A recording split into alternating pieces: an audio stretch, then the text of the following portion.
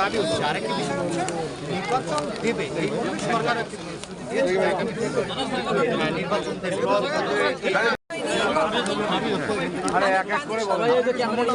ভাই একটু কেবলটা ছাড়ো তো, ছবি তুলবেন ভাই ঢোকার কি আছে কেবলটা একটু ছাড়ো, দুজনেই না কথা ভাই ঠিক আছে কথাই তো বুঝতেছেন না আপনি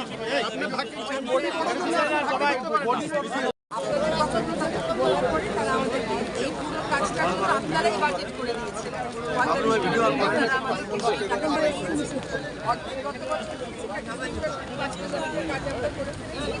আরো 25 কিলোমিটার কাজ আমরা করব। এগুলো হচ্ছে আজকে এই বাজেট কাজটা না করলে স্কুলটা হয়তো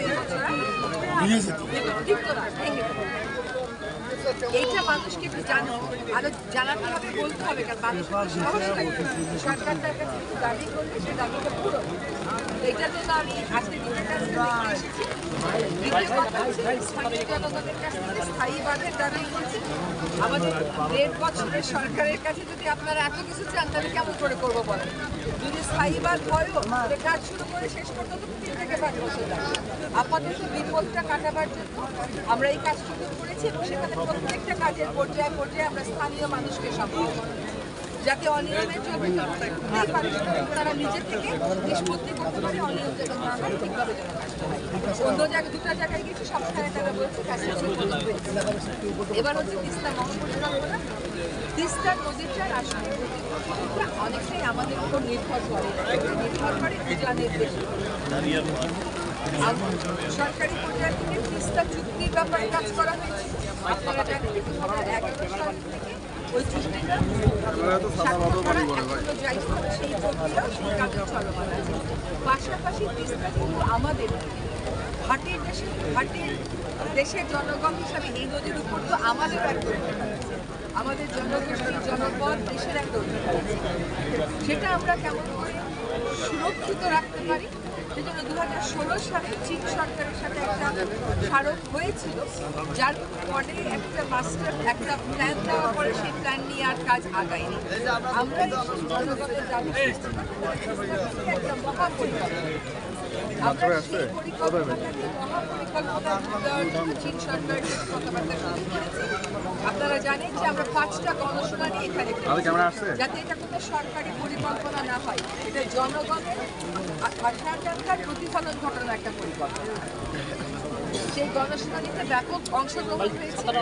মানুষরা যখন ওই পরিকল্পনা শুনেছে তার উপর নিজেদের মতামত, সেই মতামতগুলো সন্নিবেশ করে আমরা এই পরিকল্পনা সরকারের অন্য 2টা পর্যায়ে আছে, সেই একটা পর্যায়ে কাজ করেছে, সেই একটা পর্যায়ে কাজ করেছে, তারা এখন অন্য পর্যায়ে পাঠিয়ে দেবে। একই সাথে যে সংস্থা এই পরিকল্পনাটা করবে তারা আমাদেরকে একটা ডিজাইন, সেই ডিজাইন দিতে দিতে তাদের অক্টোবরের মতো লেগে যাবে।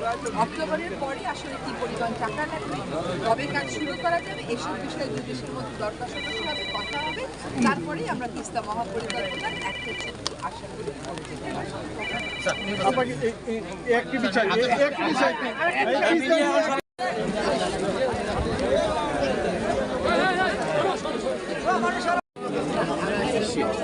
এই ভাই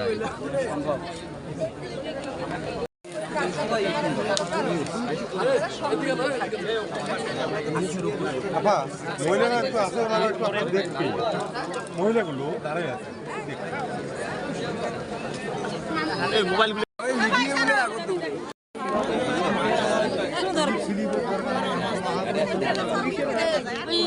মাথা দেখা যায় একটা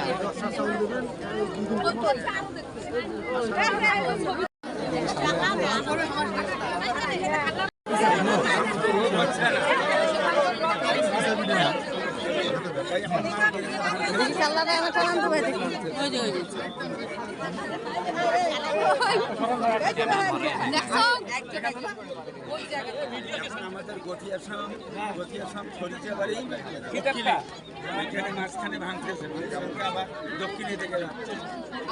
আপনারা গতবার যখন আমার আসছি আমাকে 45 কিলোমিটারের কথা বলছে, এই 45 কিলোমিটারের ব্যবস্থা করে আসছি। এবার যদি নতুন করে আবার কোথাও ভাঙি সেটাও বলবেন। কিছু না হয় আমরা তো অনেক টাকা নিয়ে বসে, তারপরে যেটুকু আছে সেটুকু দিয়ে সামনে ঠিক আছে। কোন জায়গাটা একটা নাম বলেন আপনি জায়গাটার নাম খিতাবখানার পশ্চিম বাড়ির সীমানা আর হলো গতীয় সময়ের মাঝের ছোট। ক্যাপ মাথা দেওয়া হ্যাঁ দ্বিতীয় এখান থেকে হিনে হিনে আপনারা যেটা জানেন এটা পরে মুই গামু টাকা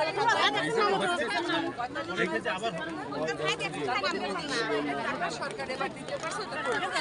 আর বাকিটা এবার চলে আসছে এবার হয়ে যাবে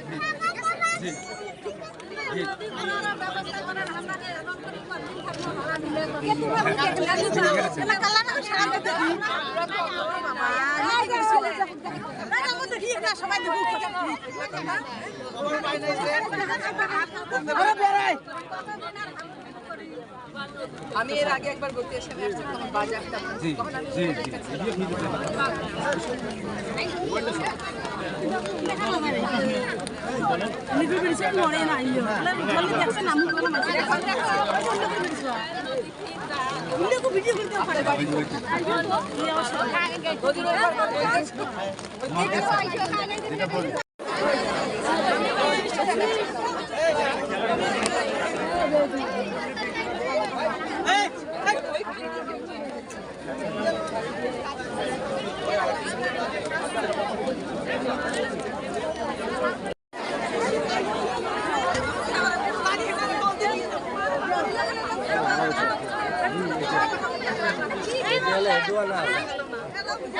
টিভি দেখেন কামাল